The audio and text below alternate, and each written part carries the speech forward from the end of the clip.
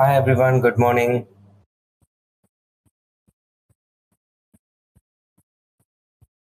A warm welcome to you all. Thank you for joining us today. Today, we are embarking on an exciting journey to explore the impactful ITSM trends of current decade 2024. And we've got two awesome speakers lined up. First up, Karen Ferris, a renowned person in service management and organizational change. Karen has an illustrious career, including serving as a director at KarenFerris.com, Magenta Consulting. Karen has authored 7 books on leadership, change, remote working, and workforce resilience, etc. Her dedication to the industry has earned her prestigious awards such as Lifetime Achievement Award from ITSMF Australia in 2014. And she's also been recognized as one of the top 25 thought leaders in service management by HDI for 7 consecutive years. We're honored to have Karen to share her insight with us today. We welcome you, Karen. And joining Karen, we have our second speaker, Zefan. Zefan is one of our product experts. He's a very passionate in creating resources that empower IT service desk professionals with best practices for optimizing ITSM solutions. From self-assessment toolkits to detailed guides, engaging blogs, Zefan's dedication to education shines through in all of his works. We are thrilled to have Zefan on board to enrich our discussion with his expertise. To valued audience, to once again, thank you for joining us. And before we dive in, I have a few housekeeping rules that I'd like to tell you guys all. So we encourage all of the participants to ask a lot of questions and share comments using the chat section. And please use the questions tab to raise the questions or queries or any help if you need. So it helps our speakers to take the questions by order. And this webinar will be recorded for future references, and handouts can be downloaded after the event. All right. So I'm done taking your time. So over to you, Karen. I can start from there. Thank you. I'll just share my screen. Yes.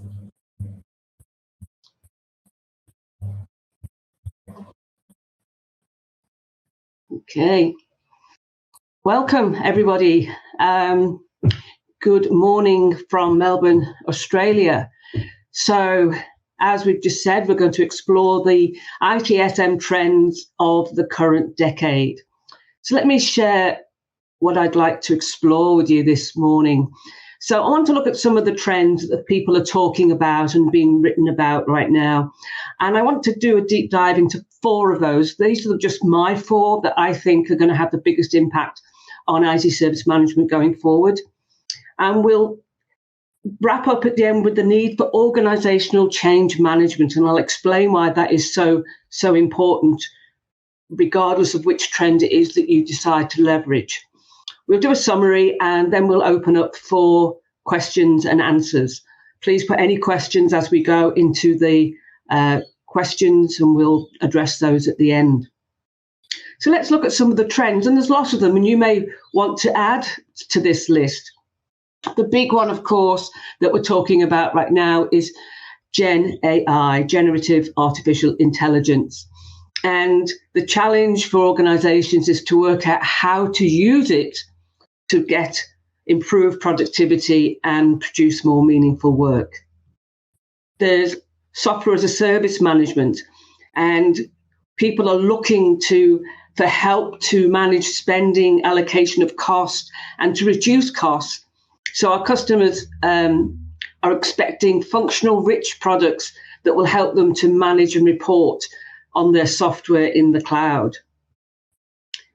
Value demonstrations getting a lot of attention at the moment. And this is about us, IT service management and IT, demonstrating that we are delivering business value. So we need to stop talking about value and actually starting to demonstrate it and make sure we're aligned with the business value perspectives. DEX, the digital employee experience, this is all about how employees experience workplace technology, but also the way that IT and IT service management works with employees. Enterprise service management, it might be a surprise to see that one on the list. We've been talking about that since about 2008, but it's still being listed as a trend. And that says to me that more maturity in this area is needed. And it's more than just sharing IT service management capabilities with other business lines, which we've been doing, but it must be a corporate capability. And we must incorporate AI, employee experience, and value to ensure that the improvements that we are seeing can be extended to other areas of the company, of the organization. Sustainability is not going away, and we need to tackle the 2 main sources of IT-related carbon emissions, and that's the IT-owned hardware, including our data center equipment and workstations, and cloud services sourced from other vendors. So the pressure is still on to do more. Another big one we're talking about is people, about people centricity, putting people at the center of everything that we do. And many of you will probably have seen in the media, bringing humanity back into IT. So people are starting to demand that we have a look at this area. SIAM, service integration and management, again, it's not new. It emerged from the UK in the late 2000s, but it's still a trend that's being talked about, again, telling me that we need to mature that practice. And remote work, a big one that's being discussed right now. And this is going to continue to shape the IT service management industry with the need to focus on flexible remote and hybrid workplaces. And the important thing to note about this list is that we need to do more than just look at them and go, wow, can we look at everything that we could do? The key is to look at the one that's going to give you the biggest return on investment. What's the one problem that you are trying to resolve, and which of these could you leverage to do that? So I'm going to look at 4 of these trends: Gen AI, value, people, and remote work. They're the ones I personally believe are having the biggest impact, or will have the biggest impact going forwards. So, generative AI. Now, many companies are finding themselves right now at a crossroads. It's not just an emerging technology, it's here and it's reshaping everything that we do. And there's a lot of talk. Now, Gartner, as many of you will know, have a hype cycle for these new emerging trends. And in 2023, they said that Gen AI had reached its peak of inflated expectation. And now in 2024, it's in the trough of disillusionment. And this means that interest is dropping as implementations fail. So organizations are struggling to leverage Gen AI and are stumbling and failing, and therefore feeling like giving up. So service management must adopt and implement Gen AI to drive productivity and increase efficiencies. For those that do it and can get it right, I really think this is going to be a game changer. So it brings a lot of advantages for us. We've got advanced data processing, intelligent automation, and predictive analysis. So it allows service management and IT support to be far more proactive and identify potential issues before they occur. I mean, yes, we've done trend analysis and we're trying to predict things, but Gen AI is pulling from so many sources of data that the power is in that ability to predict more accurately what could potentially fail and avoid impacting business continuity. So some of the uses of Gen AI, well, the big one comes from the use of the large language model. So we're looking at Gen AI and the advancements in the large language model, LLM. It offers a great chatbot experience. And chatbots we've probably all interfaced with in the past or even today are essentially glorified answering machines. Whereas the likes now of ChatGPT, Bart, or Bing can engage in real conversations responding to the prompts and inputs that we provide. So there's a clear shortcut to be realized for service management, especially at the service desk. And some organizations are either aiming for or have already implemented workflows where a significant portion of it, if not the entire process, is uploaded to a LLM-generated chatbot or email responses. Now, there is an air of caution here. And I don't know if you've had much interface with ChatGPT. I certainly have. And I've had some very interesting conversations that have really gone down the wrong rabbit hole. So we have to make sure that the workflows we put in place ensures that LLM does not generate what we call hallucinated answers. We talk about ChatGPT having hallucinations. So imagine this scenario. You report the loss of your mobile phone. And instead of receiving an acknowledgement that it's going to be replaced and triggering a workflow behind the scenes to ship you a new phone, the chatbot suddenly engages you in an endless discussion of how to communicate without a phone. That wasn't what you wanted. That's not what you prompted for.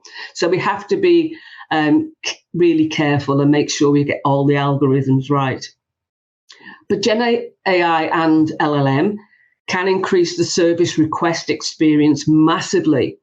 So if you think of something simple as a room request, it's more than just a chatbot saying, yeah, room 6472 and 89 are available between these times.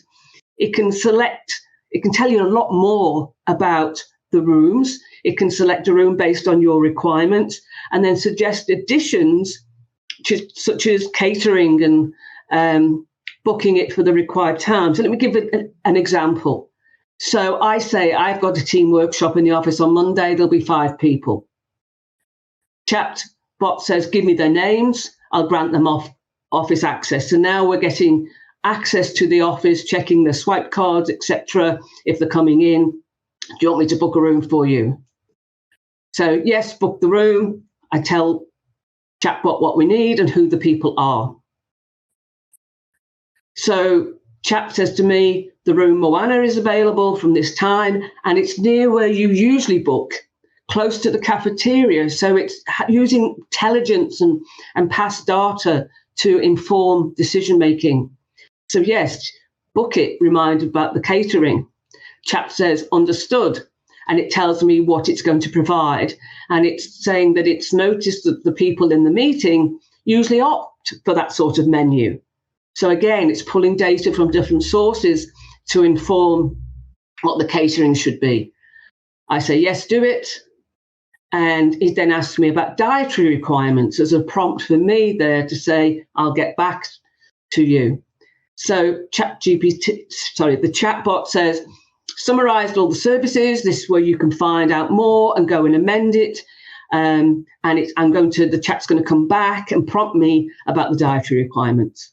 So really powerful, looking at access and catering and location of the room, etc. So very powerful workflows behind it. We can also use it for knowledge generation, incident summarization, predictive maintenance, as I inferred about before.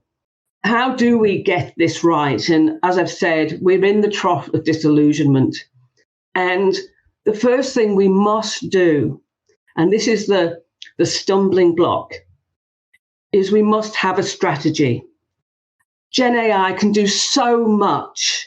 There is so much potential that we get lost in the opportunities, if you like, and then we don't realize anything. So we need to focus on what is the problem, what's the one thing that you want to resolve and solve, and then look at how Gen AI can help. Rather than trying to, solve world hunger, what's the one problem that you would like to use Gen AI to fix? And then consider your timeline. This is a critical decision. This is a fast-moving space, and there's going to be substantial financial investment and resource commitments. Therefore, when is the right time for your organization to do this? So think about those factors. And how are you going to get from A to B? So where the problem you want to solve, so put in place now a plan to get there. So all of the steps you're going to need, how you're going to measure progress, etc. And there's 3 pillars you need to think about. One is your data strategy. So what is the quality of your data? And where is it? Because this is the fuel for AI. And if you have bad data, you're going to get bad decisions. The algorithm, do you have the skills? This is at the heart of any AI application. Do you have the skills or access to the expertise to design, develop, and validate the AI algorithms required? And what's your strategy for infrastructure? So implementing the AI systems requires suitable infrastructure.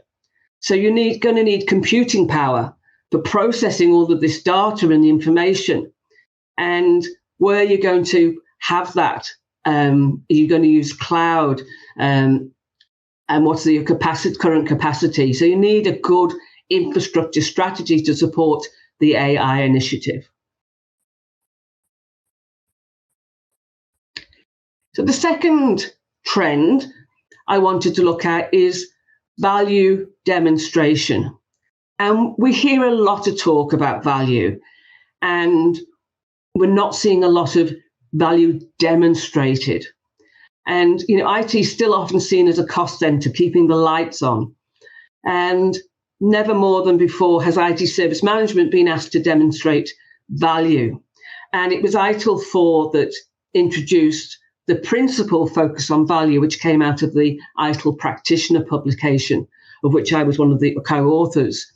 And we've used service management tools, whatever platforms, whatever tools, whatever reporting, whatever Power BI we're using, etc., to generate report after report to show how we're performing against our SLA targets, for example.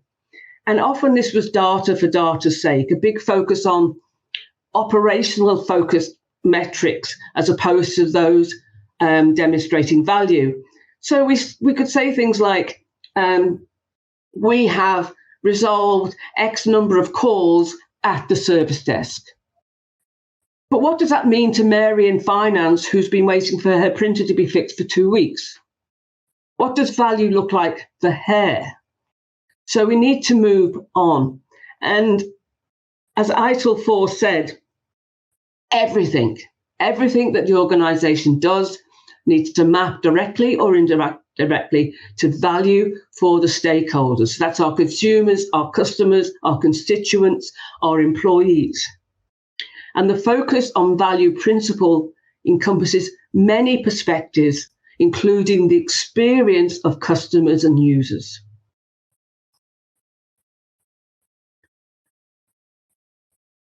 So the question we need to be asking is, what does the business stakeholder view as value? What does that mean to them? So we need to be having the conversation, involve the business relationship managers or your customer representatives, and talk to the business, find out what value means to them. So this is the question: what are the perceived benefits, usefulness, and importance of something? So keep asking that the question: what are the perceived benefits, usefulness, and importance of the service desk? What's the benefit, usefulness, and importance of service level management? And just keep asking. So these are just some examples. We often think of, revenue and profit and risk. But what about if we're in manufacturing? Value could be measured by the level of lost output, and associated revenue contributed to IT issues. So think of a car production line and a drop in the vehicles leaving the production line due to IT issues. So how can a reduction in those IT issues improve our level of output and therefore associated revenue? We could do the same in healthcare. What's the level of unwanted scenarios, e.g. a patient death, that could be attributed to an IT failure? So by removing those failures and therefore the unwanted scenarios, we can demonstrate value that we're adding. Customer satisfaction can be a measure of value, but treat it with caution. Make sure you're measuring the right thing. So customer satisfaction with the service desk does not necessarily mean they're happy with what they get from IT. So think about what it is you're measuring. And also employee experience. Can you measure the reduction in lost productivity by an employee due to an IT issue? And therefore reducing the issues increases the value to employees. So think about what you're measuring on an ongoing basis and keep having those conversations with your stakeholders, with your customers, with your consumers, with your constituents, with your employees. What does value mean to them and how are you going to measure it? The third area I want to talk about was people, something that I'm very passionate about. Every company can exist without technology, but it can't exist without people. And employee centricity and employee experience management are now being talked about a lot and are going to be critical to the success of IT service management now and into the future. And what people centricity means is that we must put people at the center of everything that we do. At the center of everything that we do, and actively seek feedback on how we can improve. Now, that isn't necessarily something new. We've been talking about, talking to people and finding out what it is they want and getting their feedback for a long time. But with the speed of change and the amount of work and the lack of resources that we may have, we forget to do that and we just forge ahead. And we don't know if we're really giving people a good experience. And one of the things that's also getting talked about now is the employee value proposition. So what is it that you offer, or an organization offers employees? And it's no longer just about pay and benefits. They're important things, absolutely. But now employees, when they're looking at an employer, are saying, can I have a flexibility, a work-life balance, and an engagement that supports my lifestyle? And these are things that IT and IT service management are going to have to support. They want an organization that will prioritize their physical and mental well-being. They want work that is intrinsically motivating. They want to have a sense of meaning and a sense of purpose, work that actually means something. They want a connection to a community, both in and outside of the workplace. And they want defined career paths, and they want to see that there's opportunities for growth and development. So that's a very different employee value proposition than we've seen previously. And a lot of that's come about from what I call the great reflection. We talked about the great resignation post-COVID. I think there's also been a great reflection on what's really important to people. And the right employee value proposition will attract and retain talent. So that's absolutely important to service management. And we need to put people at the center of everything that we do. So how does service management contribute to the people-centric culture that we need? So we need to hear people's sentiments and needs before we make decisions, and implementing change and then hear from them again. And I'll talk about more of this when I talk about organizational change management. It's ongoing. How's it going? What do you need? How does it feel? And we often talk about, personas, and we say, what are they saying? What are they feeling? Who are they talking to? What are they doing? So we need to co-create as a result of those conversations, co-create policies, processes, procedures with people.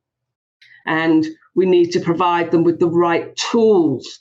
And again, when we start to talk about remote working, people will need the right communication and collaboration tools, the right tools to support innovation.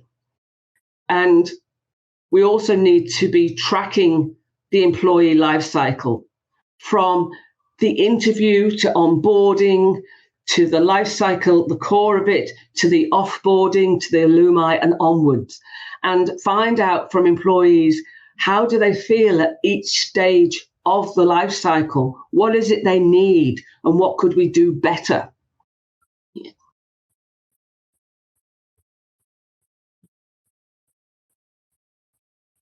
So remote work. So this is the debate that is impacting every industry, not just IT service management, every industry without exception.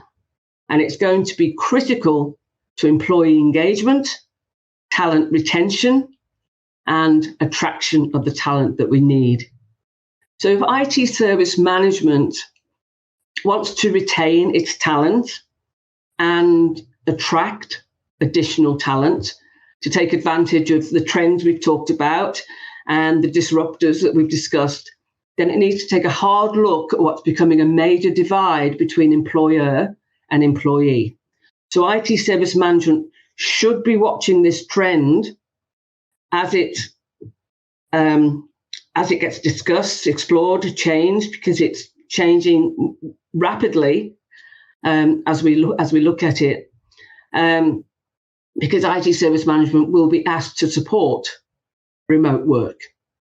So we need to consider the implications such as security, home office equipment, what are the break-fix arrangements, how do I get a new laptop if I'm working from home, how do I get a new phone if I've lost it, and lots of considerations for other parts of the organisation as well, such as, HR, OH&S, finance, legal. There's lots of moving parts in this discussion. But we also need to think about how we want to influence the direction that the organisation is taking in regard to remote and hybrid work. And I'll say why we need to do that. So I'm going to share some statistics just to give you a sense of our current situation. So according to Microsoft, 73% of workers need a better reason to go into the office than just company expectations. And that's absolutely true. Employees want a reason to go into the office. And there's plenty of reasons, and I'm not anti-office, and nor are the majority of employees. But they want to be able to say at the end of the day, was that worth the commute? And if it's a yes, that's great. But if it's a no, I just had to go into the office because the company expect me to be there on a Wednesday, but I could have done exactly what I did on Wednesday at home, it makes no sense. So they want a reason. It has to be intentional. Opposed to that, according to KPMG, is 64% of global CEOs are anticipating a full return to the office 5 days a week within the next 3 years. This is CEOs banging on the 2019 button and saying, let's go back to the way it was. Because it's easier. To me, this is lazy leadership. Because if you want a truly remote working model, there are all those considerations I've just mentioned. If you're talking about remote working in multiple countries, well, where do you have a presence, a legal presence to hire people to work? What are they, as I said, the security implications, financial implications, OH&S? There's lots of moving parts, but that's not a reason not to do it. The companies that are getting this right are so far ahead of the game, it's not stupid. Just look at the likes of, Atlassian, for example, an Australian company that has a model called Team Anywhere. So this return to the office is just a knee-jerk reaction. So rather than being prepared to do the work, they're avoiding what's going to be inevitable because people want a reason to go into the office. We're past 5 days a week, 9 to 5 in offices now. Now, Australia New Zealand Bank, ANZ, staff there have been told that their bonuses will be cut if they fail to spend at least 50% of their time in the office. So I know people who work for ANZ, and one of the first things, one of the things ANZ did was start to track badges, logging, coming into the office. And then what happened is we got a trend called coffee badging, where people would go into the office, swipe in, go for a coffee with the mates, and then go home. So to stop that, ANZ, like a lot of the others, I'm talking about Commonwealth Bank, Westpac, NAB, they're all doing the same. Dell is doing the same. They are monitoring when you swipe out of the office. So you have to be there for the time dictated. And there's absolutely no reason they need to be there 50% of the time. Some weeks they might need to be there 75%. It depends on what they're doing and the work they're undertaking. Some weeks they might not need to be in at all. So it should be, I keep saying we employed adults, let them make the decision. And according to Randstad, over half of Australians would consider quitting if they're going to be forced to spend more time in the office. That's scary. And according to RMIT in Australia, 4 in 5 flexible workers want work from home flexibility, but many employers have begun demanding that return to the office. So we can see the conflict here. Employees are saying, I want flexibility, I want autonomy. And employers are saying, no, we're not going to give you that. So RMIT have termed a new term called the 2024 Flexodus. So the mass exodus from organizations due to the lack of flexibility being provided. And according to Robert Half, in Australia, nearly 9 in 10 businesses have implemented mandatory policies, return to office policies. And nearly a third of them have lost employees due to those requirements. These are the ones that can identify why employees have left. So they're implementing this mandatory policy and are losing employees as a result of it. This is just head in the sand stuff. So if we're going to lose employees, then we're going to be in big trouble, because according to Manpower Group in 2024, 75% of employees are finding it difficult to fill roles. We've got this war on talent again. And if you're going to mandate a return to the office, you're not going to be able to fill the roles because employees don't want to work for organizations that are mandating a return to the office. And if we look at the talent shortage around the world, this again is from Manpower Group 2024, we can see that Australia, 78%, above the global average of 75%. Now, Manpower didn't have any numbers for New Zealand, but I did find an EMA skills shortage survey in 2023 that found 90% of New Zealand businesses were struggling to fill vacancies. So Australia and New Zealand are struggling with the talent shortage. So it's a real consideration for the organisation, for IT service management, about which way the organisation is going to go with this, because it's going to have a direct impact on our talent and our resources and our employee engagement and our people and our digital employee experience, etc. And remote work, despite what is being said, remote work does not impact culture. Culture doesn't live in a building. And I challenge you to find any definition of culture, Google it after this, and not one of the definitions will say anything about location. Culture is about shared expectations, beliefs, values, etc. Remote work does not impact productivity. Researchers prove that productivity is just as good, if not better, when people are working remotely. But again, it should be a choice. I should be able to decide where I'm going to be most productive. Connection, collaboration, innovation, they're all things that are being thrown around as, we're not going to be able to innovate.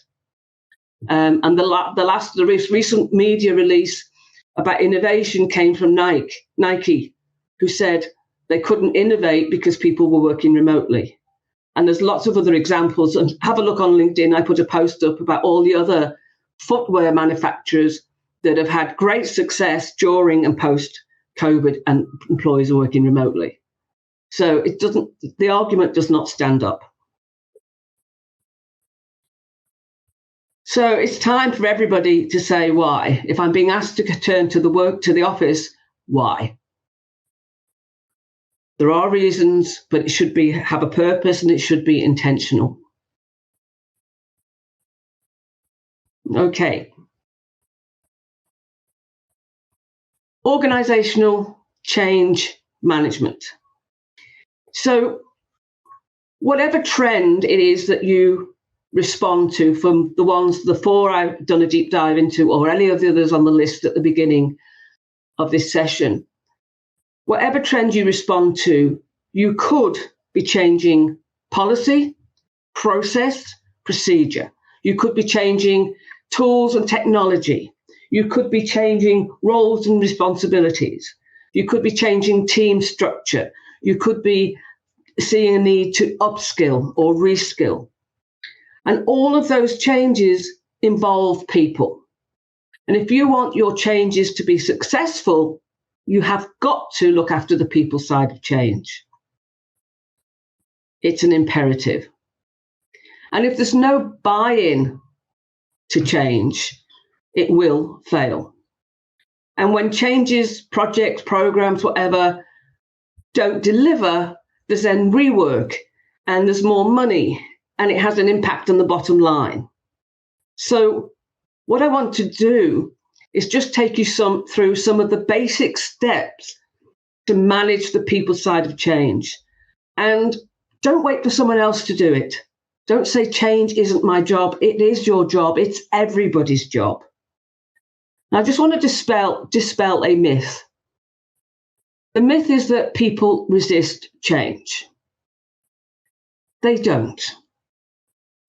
I'm a firm believer that they don't. They resist change when it's done to them. They don't resist change when it's done with them. Yes, there'll be some outliers, but generally, from my experience, many years experience, if you do change with people, they're generally on board.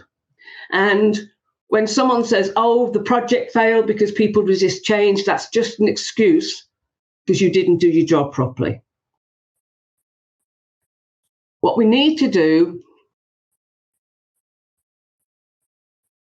is start with why. Often when we're talking about change, we talk about what needs to change and how we're going to do it. So we could say, okay, we're going to do a digital transformation and we're going to start looking at artificial intelligence. We've told people what we're going to do and how we're going to do it, but no one said why.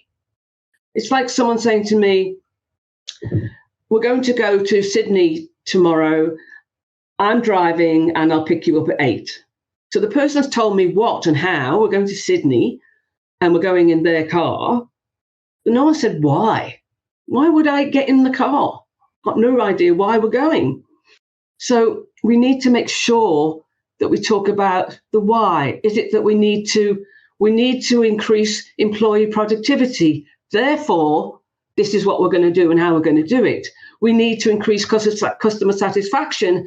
This is how we're going to do it. We need to beat our competitors. This is what we're going to do and how we're going to do it. So when you miss out on the why, it just causes concern and anxiety. I have no idea why we're doing what we're doing. And that's really dangerous. And in a lot of my workshop, I use this cartoon. You've got the people on the left of the chasm saying, come over here, and the people on the right saying, how? But no one's asked why. So before we say how, we should be saying why before we make that what looks like a fairly dangerous jump. So the 3 steps of organizational change management. Now, firstly, I just want to reinforce that this is not a linear process. We do need to prepare and get ready. We do need to manage and implement, and we do need to embed and adopt. But these 3 things are happening all the time for all the changes that we're doing. So it's a spinning eclipse, if you like. There's a different word, but yeah, you get the idea. So it's totally spinning. So let's look at prepare. So this is about getting people ready. So the first thing we do, and I've got some templates on the next slide that you'll be able to use. So who are our stakeholders? Who are they? How are they going to be impacted? Is it high, medium, or low? What's the degree of influence they have? How are we going to treat them? Such as manage them closely, keep them satisfied. And what's their position in relation to change? So are they a supporter? Are they going to block it? So important things to think about, because if you could have somebody who has a low impact. It's not going to really impact that person, but they've got a high level of influence, could be due to their position, and they're also against the change. Those people need to be handled really carefully because they could take your change off track. So that's why you need to do the analysis. And we do a change impact assessment. So identifying the nature of the change. Is this a process change, a technology change, a people change, all of the above? And if it's a people change, then is it, what does that mean? Is it workload? Is it roles and responsibilities? Is it skills and capabilities? Again, degree of impact, who's going to be impacted when, how many, and capturing the future and current and future state. And this is a critical step because it allows you to inform how you're going to communicate, who you're going to communicate to, what you're going to say, when you're going to say it. It's going to influence your engagement and your training. So based on those first two steps, you can put together a communication plan, who you're going to say, what you're going to say to whom and how often and how. An engagement plan, so this is where you're actually engaging with the people, workshops, one-on-one, and that allows you to monitor where people are on the journey, if you like. And there's some templates. You can Google these: stakeholder identification and assessment, change impact assessment. They're just some examples. They're just tables. So stakeholder identification, who is it? What's their role? Where do they sit? What's the impact and influence on them? And then how you're going to treat them accordingly. And are they for or against the change? We've got similar in change impact, a description of the change, the category, the type, number of people, and then a description of current state and future state. And your communication plan, it's fairly simple. Who you're going to talk to, what you're going to say to them, where you're going to do it. Is it email? Is it on the intranet? Is it video? When you're going to do it? How often? Why? What do you expect to happen from the communication? What actions do you think people should take? And who's going to be responsible for making it happen? So there's some templates for you. So we then need to do the manage. And this is where we implement. So we implement the communication plan that we put together. We implement our engagement plan. We identify any barriers. So if we're feeling that there is some barrier to the change, we need to identify what it is and what action. Now, it could be that we haven't got our messaging right, so people are a little unclear about what's going on. It could be that people haven't received their training yet, so they're a bit concerned and anxious. So we need to identify those and take action. We need to do a training needs analysis. Who needs training? In what do they need training? Where are we going to do it? How, when, and how we're going to evaluate how successful that training is. And then do the training and make sure that it's timely, that it's not too early and not too late, and check what the impact of the training is having. Is it having the desired effects? And then we need to make sure that we check that the business is ready. So do some pulse checks. Do the business feel ready to go with this change? So talk to them, check that, yeah, we're comfortable, we've got everything we need, we've been through the testing, we've had the training, we're good to go. And then an important piece is embed, and often this gets forgotten because people can revert back to old ways of working. So we need to make sure that organizational change management ensures the change is embedded. And we need to identify if there are still pockets of resistance. Again, it could be because our messaging was wrong or our engagement didn't work. And what do we need to do? Do we need to do more training, more communication? We also need to make sure we have a handover process from what we might call hypercare or extended support into business as usual. And we must look at how effective change management was. What went well, what didn't go well, what we could do better next time. If we found there was pockets of resistance, why was that? What could we have done differently? So there are your three stages in a basic model of organizational change. Prepare people, manage the change, and then embed it.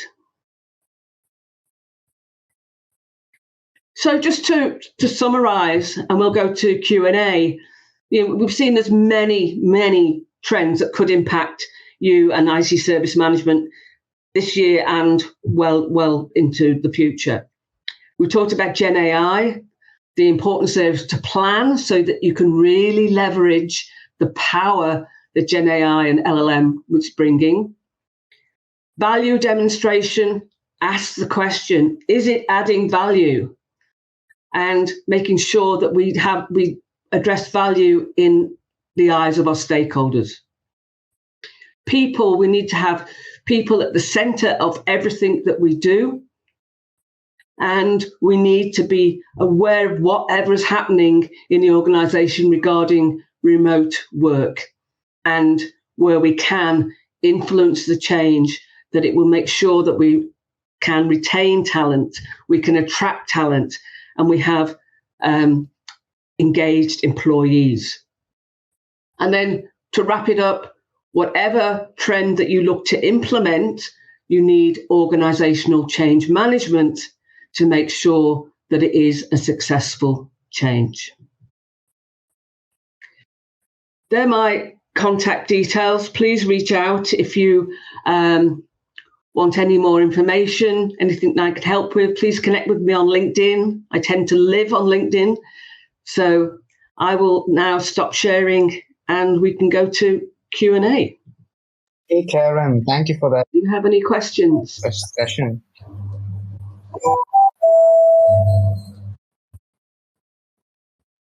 Folks, we'll have the Q&A session for about a minute now. And any questions, please feel free to add it on the questions tab on the right-hand panel, and we'll take it over. And Karen, that was a very insightful session, especially about the Gen AI trend, where you mentioned that Gen AI LLM models will learn from various enterprise data, would collect from different sources, and would incorporate it into the natural language conversations that would be happening.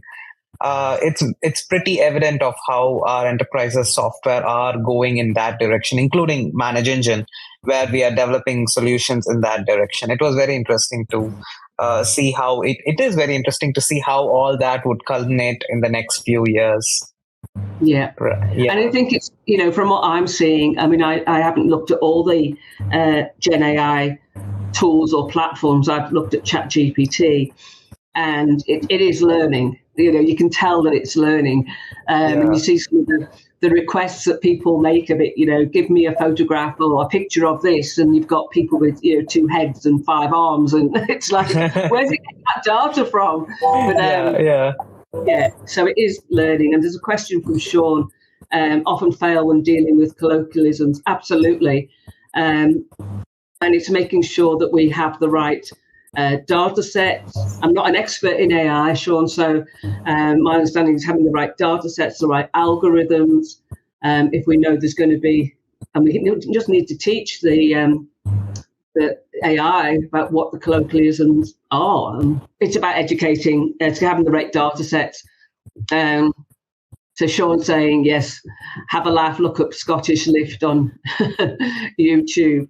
So I've had some great fun with ChatGPT. I was trying to get it to draw me a picture of a roof with 3 pillars, and it was diversity, equity, and inclusion I wanted written on each of the pillars.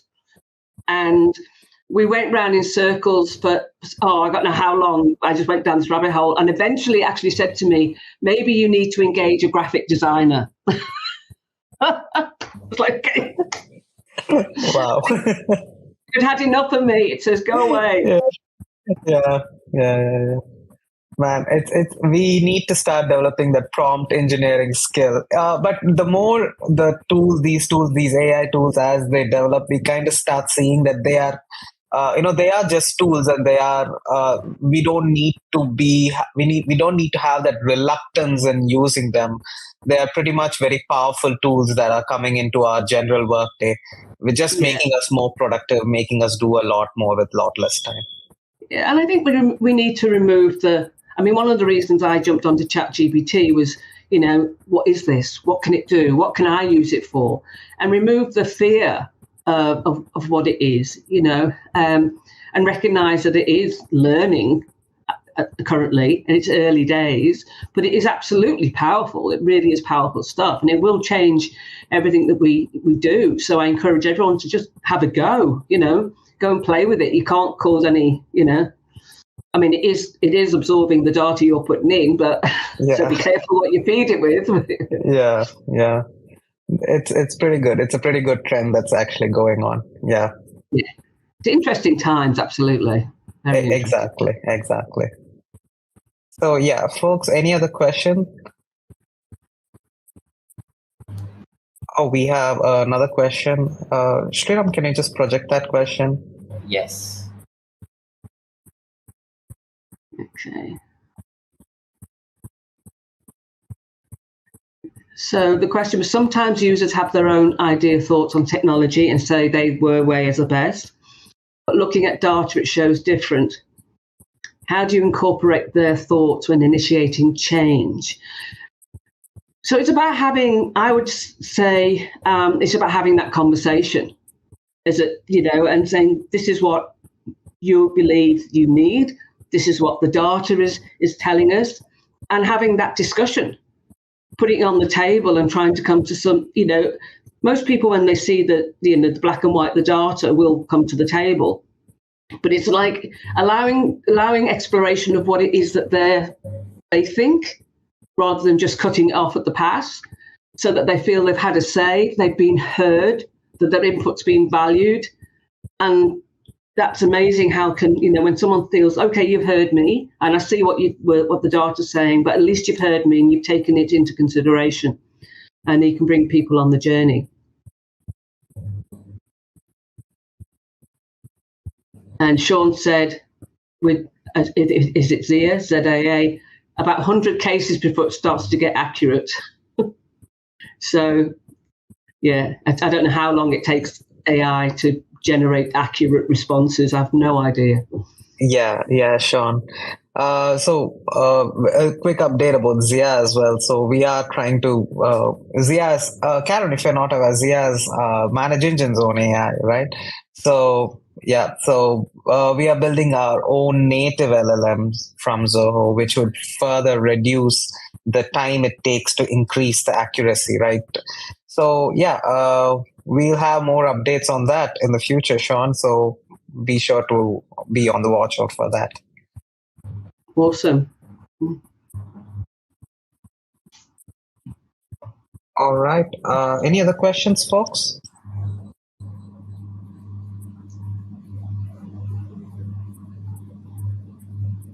I think we can wrap the Q&A session then. Karen, Sriram? Yep. Yes. All right. Anyone's got anything post this, just reach out to me. Yeah. So, all right. So I thank you for taking the time, and I'm so happy to be here, coordinating all this together. Thank you, Sriram. So I just want to take this time to give a quick shout out to ManageEngine, and I know many of you have already, many of you might already know it, but for the ones who aren't, I just want to give a quick shout out. So ManageEngine is the enterprise IT management solutions division of Zoho Corp.